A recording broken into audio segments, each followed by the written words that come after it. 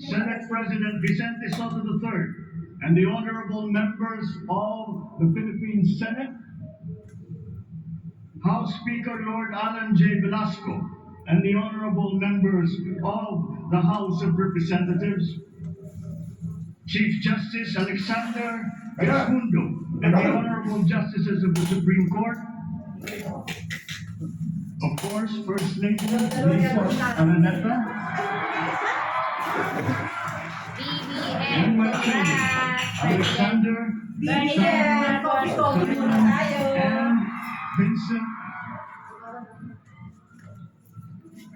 I cannot proceed without a special greeting, of course, to the former First Lady Imelda Romualdez.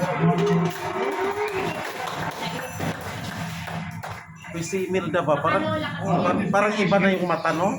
Hindi lang, sa labi. Ladies and gentlemen, Pupunta dito mamaya. my friends, Parang ano na yung mata niya?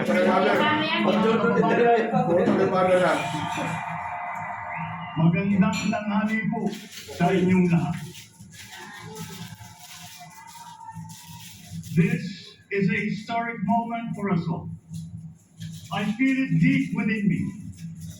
You, the people, have spoken, and it is resounding.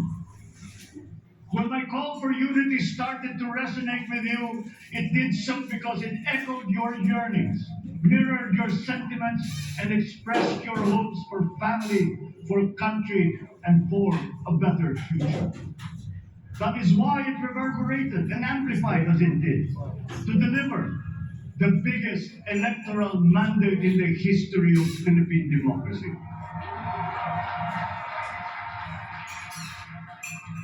By your vote, you rejected the politics of division. I offended none of my rivals in this campaign. I listened instead to what they were saying, and I saw little incompatibility with my own ideas about jobs, fair wages, personal safety, and national strength as ending wants in a land of plenty. Sinasaniban siya ni Marcos. I believe that if we but focus on the work at hand and the work that will come to hand, we will go very far under my watch. You believe that too. At pinakinggan ko ang tinig ninyo na ang sinisigaw ay pagkakaisa, pagkakaisa, pagkakaisa. We will go farther together than against each other. Pushing forward, not pulling each other back, out of fear, out of misplaced sense of weakness. But we are the furthest from weak. The Filipino diaspora flourishes even in those inhospitable times, where they are valued for their qualities. The changes we see will benefit all and will shortchange none. I was not the instrument of change. You were that. You made it happen. I am now. You picked me to be your servant, to enable changes to benefit all. I fully understand the gravity of the responsibility that you put on my shoulders.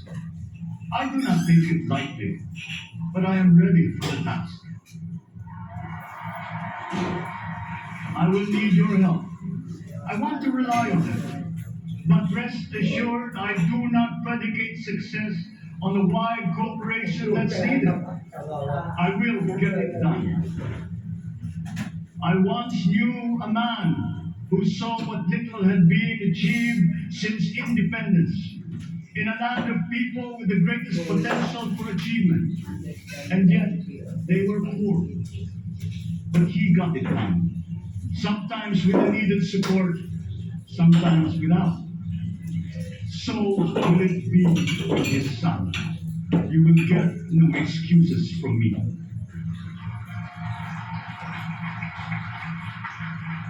I am here not to talk about the past. I am here to tell you about our future. Tama. A future of sufficiency, even plenty of readily available ways and means to get done what needs doing by you, by me. We do not look back, but ahead. Up the road that we must take to a place better than the one we lost in the pandemic. Gains made and lost, opportunities missed, well-laid plans superseded by the pandemic. Indeed, ours was the fastest growing economy in ASEAN by ways now outdated. We shall be again by a radical change in the way the world must now work to recover what we have lost in that fire and move on from there. We face prospects of the spread of the war abroad, of which we are totally blameless. We seek friendship with all. But countries like ours will bear the brunt of it. And if the great powers draw the wrong lessons from the ongoing tragedy in Ukraine, the same dark prospect of conflict will spread to our part of the world. Yet, there is more out there. Like going forward by new Walang ways binasa si of BongBong, no? doing the pandemic forces to adapt. A stronger resilience, quicker adaptability. They are our best prevention. They are our best protection.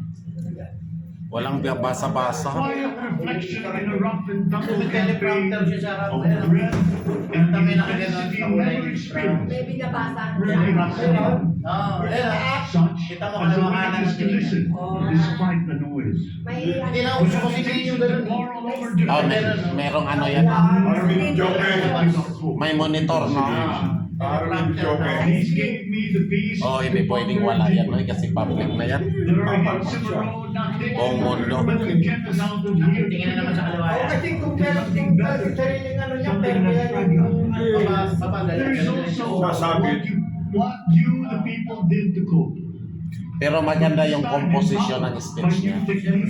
And more resources. The responsibility that you put into my shoulder. Getting Mga ganon ba? needed the massive government help. And for this, I thank my predecessor with courage. Pero sa kanya galing yan, no? Parang ginigawa ng writer. Kasi dito, patapos na yung sasabihin niya. Di ba tanongin sa I kanila? trust. May writer man, repair na lang. Imagine how much more you'd achieve if government backstops instead of dictating your decisions. Always there to pick you up when you fall, giving what you need to get past a problem. Imagine if it invested in your self-empowerment to bring it closer to taking on whatever challenges come. Imagine a country that, in almost every sense, is you. Now imagine what you and government can achieve together. Ubus We na. will do it again. But again, I will not predicate my promise to you on your cooperation. You have your own lives to live, your work to do, and there too I will help. Government will get as much done alone without requiring more from you. That is what government and public officials are for. No excuses, just deliver. It was like that once upon a time. I did not talk much in this campaign. I did not bother to think of rebutting my rivals. Instead, I searched for promising approaches better than the usual solutions. I listened to you. I did not lecture you who has the biggest stake in our success. And the forthcoming state of the nation will tell you exactly how we shall get this done. In this fresh chapter of our history, I extend my hand to all Filipinos. Come, let us put our shoulders to the wheel and give that wheel a faster turn to repair and to rebuild and to address challenges in new ways to provide what all Filipinos need, to be all that we can. We are here to repair a house divided, to make it whole, and to stand strong again in the Bayanihan way, expressive of our nature as Filipinos. We shall seek, not scorn, dialogue. Listen respectfully to contrary views. Be open to suggestions coming from hard thinking and unsparing judgment. But always from us, Filipinos. We can trust no one else when it comes to what is best for us. Past history has often proven that. Solutions from outside divided us. None deepened our understanding. They were always at our expense. Never forget, we are Filipinos. One nation, one republic, indivisible. We resisted and never failed to defeat foreign attempts to break up our country in my father's watch. His strongest critics have conceded that. So let us all be part of the solution that we choose. In that lies the power to get it done. Always be open to differing views, but ever united in our chosen goal. Never hesitating to change it, should it feel wanting. That is how agile, resilient republics are made. Our future will decide today. Yesterday cannot make that decision anymore, nor can tomorrow delay it. The sooner we start, the surer and quicker the prospect of achieving our future. These are troubling times. What's happening to others can happen to us, but it will not. We see what's happening. We are witness to how it is being stopped, and we have seen the glory that crowns struggle against all odds. Giving up is not an option. We've been through times of bitter division, but united, we came through to this when it shall begin again, but better. The campaigns I've run have taken me here where I stand today. I listened to you, and this is what I have heard. We all want peace in our land. You and your children want a good chance at a better life in a safer, more prosperous country. All that is within reach of a hard-working, warm, and giving race. Your dreams are mine. Pangarap nyo ay pangarap ko. How can we make them come true? How can we do it together? But I will take it as far as anyone with the same faith and commitment can, as if it depended entirely on himself. Sa pangarap na maging mapayapa ang ating bansa, ang pangarap nyo ay pangarap ko. Sa pangarap na maging maunlad ang ating bansa, ang pangarap nyo ay pangarap ko. At sa pangarap na maging mas masinan ang kinabukasan natin at ng ating mga anak, ang pangarap nyo ay pangarap ko. We are presently drawing up a comprehensive, all-inclusive plan for economic transformation. We will build back better by doing things in the light of the experiences that we have had, both good and bad. It doesn't matter. No looking back in anger or nostalgia. In the road ahead, the immediate months will be rough, but I will walk that road with you. The pandemic ravaged bigger economies than ours. The virus is not the only thing to blame. What had been well built was torn down. We will build it back better.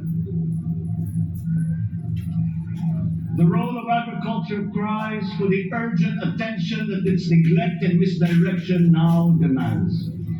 Food self-sufficiency has been the key promise of every administration. None but one delivered. There were inherent defects in the old ways and in recent ways too. The trade policy of competitive advantage made the case that when it comes to food sufficiency, a country should not produce, but import what other countries make more of and sell cheapest. Then came Ukraine. The most vulnerable when it comes to food are the countries furthest away from the conflict, those bearing no blame for provoking it. Yet they face the biggest risk of starvation. If financial aid is poured into them, though it never is, there is nothing to buy. Food is not just a trade commodity. Without it, people weaken and die. Societies come apart. It is more than a livelihood. It is an existential imperative and a moral one. An agriculture damaged and diminished by unfair competition will have a harder time or will have no prospects at all of recovery. Food sufficiency must get the preferential treatment the richest free trade countries always gave their agricultural sectors. Their policy boils down to don't do as we do, do what we tell you to. I'm giving that policy the most serious thought if it doesn't change or make more allowances for emergencies with long-term effects. There is a parallel problem in our energy supply. Sufficient fossil fuel-free technology for whole economies has yet to be invented. And it is not seriously tried by rich countries. Again, consider the response of the richest countries to the war in Ukraine. But surely, a free world awash with oil can assure supplies. Or we will find a way. We are not far from oil and gas reserves that have already been developed. What we teach in our schools, the materials used must be rethought. I'm not talking about history. I'm talking about the basics, the sciences, sharpening theoretical aptitude and imparting vocational skills, such as in the German example, alongside the national language, with equal emphasis and facility in a global language, which we had and lost. Let us give OFWs all the advantages we can for them to survive and to thrive. Our teachers from elementary up are heroes fighting ignorance with poor paper weapons. We are condemning the future of our race to menial occupations abroad. Then we are exploited by traffickers. Once we had an education system that prepared coming generations for more and better jobs. There is hope for a comeback. Vice President and soon-to-be Secretary of Education, Sara Duterte Carpio, will fit that mission to a T. We won't be caught unprepared, under-equipped, and understaffed to fight the next pandemic. To start with, we never got over the pandemic of poor, if any, free public health. The last major upgrade of a public health system, exemplified by the resources poured into PGH, predates the current shambles by 3 generations. Our nurses are the best in the world. They acquitted themselves with the highest distinction abroad, having suffered even the highest casualties. With the same exemplary dedication at home, they just got by. They are out there because we cannot pay them for the same risk and workload that we have back here. There will be changes starting tomorrow. I am confident because I have an uplift in my cabinet. There were shortcomings in the COVID response. We will fix them. Out in the open. No more secrets in public health. Remember, I speak from experience. I was among the first to get COVID. It was not a walk in the park. My father built more and better roads, produced more rice than all administrations before his. President Rodrigo Roa Duterte built more and better than all the administrations succeeding my father's. Much has been built, and so well, that the economic dogma of dispersing industry to develop the least likely places has been upturned. Development was brought to them. Investors are now setting up industries along the promising Ito ba si routes. Ramos? Tinawag mo si Ramos? And yet, the potential of this country is not exhausted.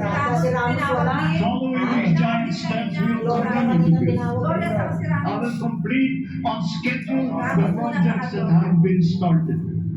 I'm not interested in taking credit. I want to build on success that's already happening.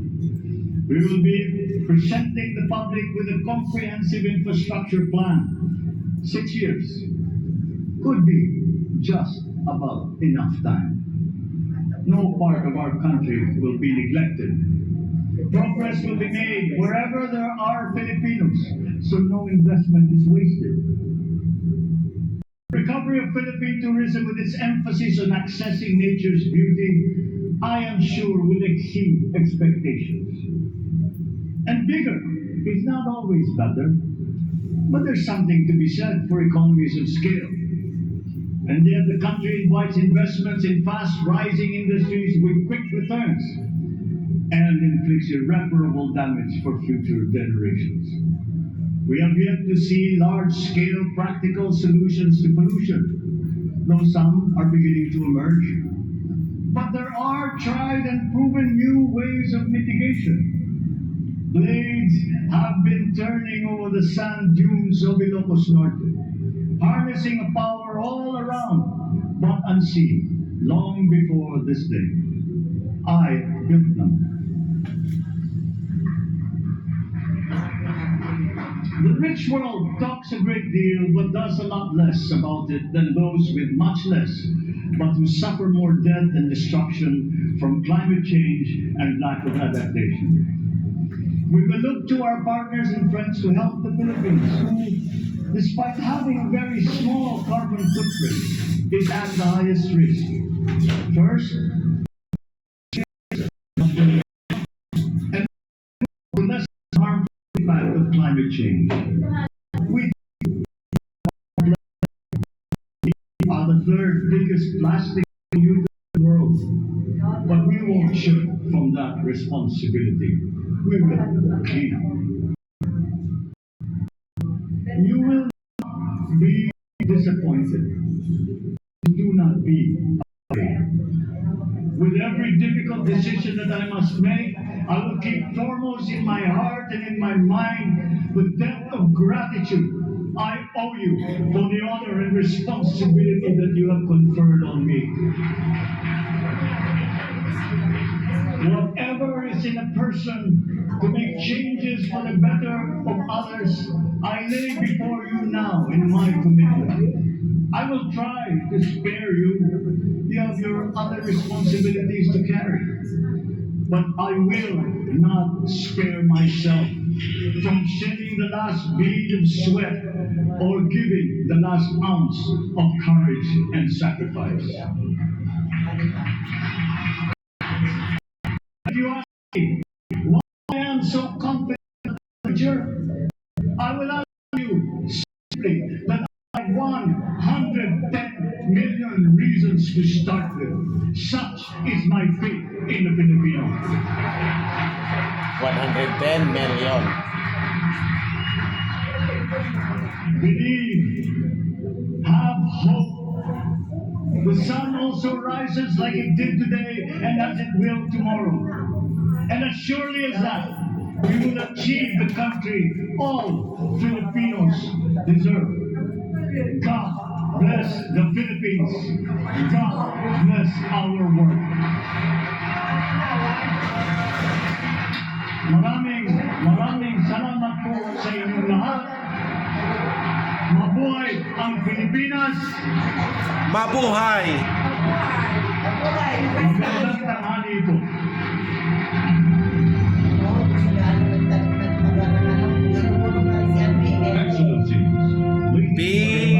Pilipinas kong mahal, ang buhay ko tanging ikaw.